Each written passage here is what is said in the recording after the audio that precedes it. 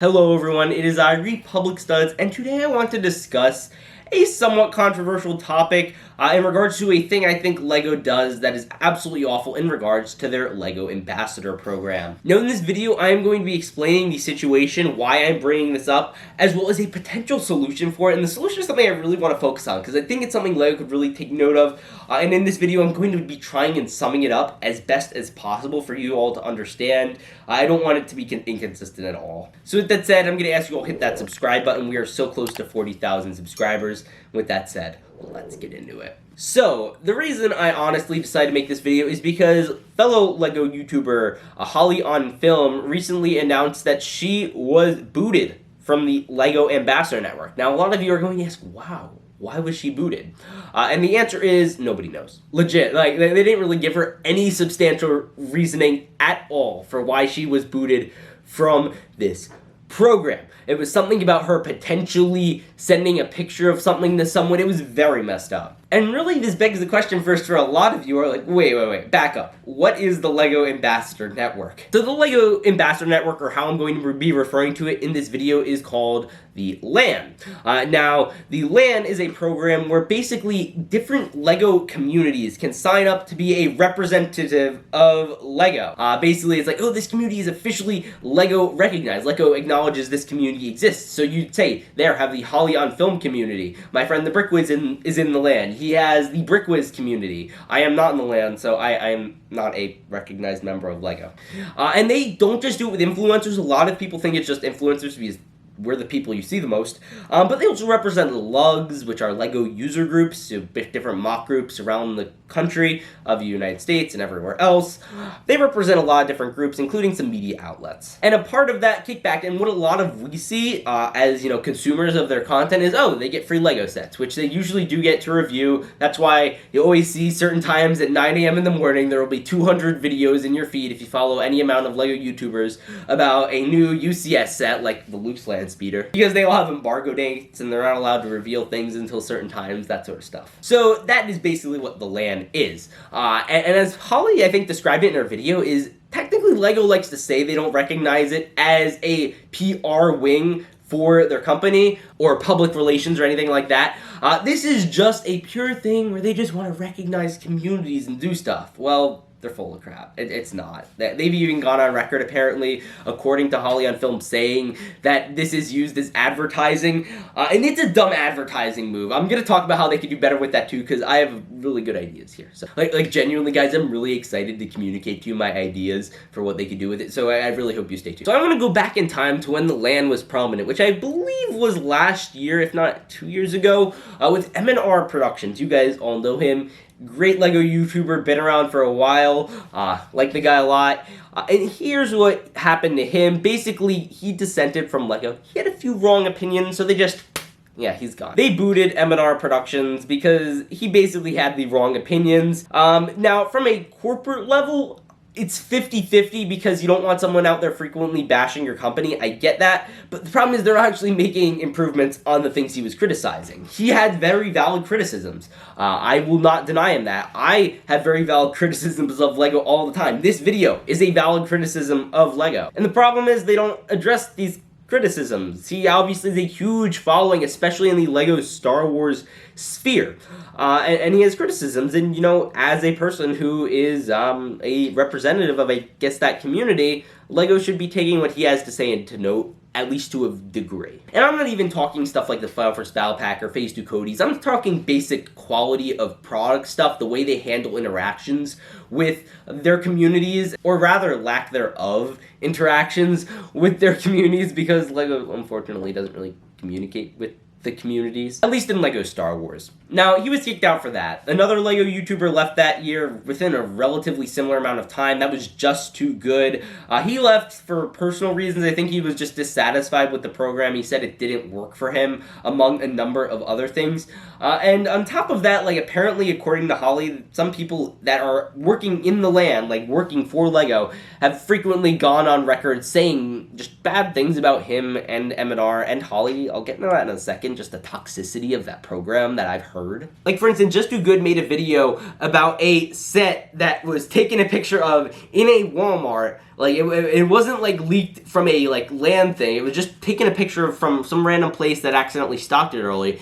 He covered that in a video, and they said they would have kicked him out for that. Or M&R Productions, one of the guys was criticizing him for, like, taking pictures of himself with the File First Battle Pack, which is a really dumb thing, and LEGO employees shouldn't be criticizing their consumers. It's just kind of a terrible thing, to be 100% honest, on a number of levels. And from what I could tell in Holly's video that she did on this, which I strongly, again, recommend you check out, they were, like, just calling her a bunch of nasty, like, names. They were just saying, like, nasty things, like, oh, you're young, you don't understand. They were being very condescending to her for how dare her make a rumor video or, like, you know, be a LEGO YouTuber.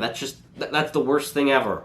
Who would have thought? Wow. And yeah, quite frankly, the entire infrastructure there just seems relatively scummy. LEGO should not have employees bashing their consumers, let alone people who represent them, / represented them, that still consume their products and base their careers off of their products. As far as I'm aware, M&R Productions, Just Do Good, and Potter Minifig Pals all have their full careers based on LEGO. I myself included at this point, I guess would consider myself to have a full career involved in LEGO, so I wouldn't want to get treated that way by LEGO either. And considering this is supposed to technically be a representative of the community, this is how they get out and reach out to their fans, this is an awful way of doing it. And not only are their policies dumb in terms of them not being able to talk about rumors or discussions, talking about their products, and they restrict that. They restrict what you can talk about in regards to LEGO. I don't know any company that does that. They want you to be talking about their stuff all the time, especially if you have any influence over anything. I'm not too well familiar with lots of different other gaming or any other real communities, but I know for a fact in the gaming community, they love it when you talk about their games. They love it in the makeup community when the makeup brands are having people talk about their makeup. They love that. And LEGO, when you talk about certain stuff they're doing, they don't. And it's quite frankly a very confusing system. So basically, now we've established the problems where they just have a support team at this LEGO Ambassador Network that's really nasty. People have to get cleared out. People have to go. And here is my solution to how we get this fixed. First off, the LAN is an inherently broken system. It's based in the notion of, oh, this is our outreach to fans. And, you know, that could work for some areas. I think that could probably work for recognizing lugs, as well as a few other things. But in terms of dealings with influencers and media, that's what I want to cover, because that's my forte. I run a LEGO YouTube channel. I run a LEGO Star Wars YouTube channel specifically. I know a handful of people who run LEGO Star Wars YouTube channels comparable to my size, if not more. And here's the problem I guess I'm seeing with it. This is a very creator-unfriendly system. Creators are extraordinarily influential in how people do their products and run their companies. You have people with the LEGO Star Wars The Skywalker game. I know this because there's a completely separate community with the gaming community. There was a big push there. You have to have the Gonk Droid. You have to have Yaddle. You have to have all this. They put that in. And recently, LEGO Star Wars designers, while not having direct contact with LEGO fans specifically, they do see on social media, you know, the influence of people wanting Phase 2 Codys. They see the influence of people wanting File First Battle Packs. And they act on that. So I want to reference this guy from the Battlefront community. Some of you may know him, Dennis Brandval. He is the reason Battlefront was saved. Now, basically his job was he was a community manager. If you guys remember anything about Battlefront 2, there was a major controversy at the beginning with the loot crate system. Obviously, they basically made you pay to win type of a system, and people were very, very upset about it by EA, fundamentally destroying the game. And then basically a year or two passed, and people were just like, okay, what are we going to do with this game? Are they just going to botch it, never touch it again? Or are they going to do something with it? Because they still had money in their system to work on it. And the fans were like, we want to see Grievous. We want to see Obi-Wan Kenobi. We want to see Geonosis and Anakin and everything. And there was a community manager there listening to these people. In fact, he had a Twitter account in which he frequently discussed and talked to these people. Not some private chat in a representative group where they randomly select who is best equipped to fit their brand. He interacted with individual fans, individual lovers of Star Wars and lovers of the Battlefront franchise. And he was able to take the feedback. He could get a majority census for what people were wanting. He was on Twitter. It was great. And then he could tell developers what the customer wants to see, what the customer wants to buy. And if you remember, Battlefront got extraordinarily popular back when the Geonosis map alongside Grievous and Obi-Wan came out, and then Anakin and Dooku came out. It just kept getting more popular and popular. If you look at the numbers when Battlefront started, they were abysmally low. And if you look at the numbers by the time Battlefront ended, it was in the millions. So my biggest recommendation is LEGO needs to get a community representative up and active with the community. You need to get him in good contact with some of the top LEGO Star Wars influencers and top LEGO people. I'm just saying Star Wars because this is my main area, but in general, you get them on a contact list with every major LEGO YouTuber over 25,000 subscribers at least. And just get them on email list. Just say, hey guys, got some pictures of this set, got some maybe rumors of this LEGO Star Wars set that's coming out. If you want to talk about this, feel free. I don't know why they needed to keep it a secret for so long that they were doing a UCS Looks Land speech, that they have to wait till the official pictures of the product are revealed before they even tell people about this. I get it with new shows. I fully get it, why you don't want to show Boba Fett or something, but like with older sets like that, you can be a little open. I'm not asking for LEGO to send me sets like they do at the LAN. I'm not asking for that. I would love a PR kit, though. I would love to get pictures of the official UCS Luke's Land Speeder to do a full video on for you guys. That stuff like that just feels kind of like common knowledge to me. Like, why wouldn't you do that? Just get as many resources out there as possible. And just get that out there, just so that way people can see it. Just get a full press kit, give them out. Even if people, you don't want to send them sets or whatever, you could send that to a higher tier. But just stuff like that, it's pretty basic. If there's anything I've certainly learned from this program is I would never join the LEGO Ambassador Network until they got these basic problems fixed.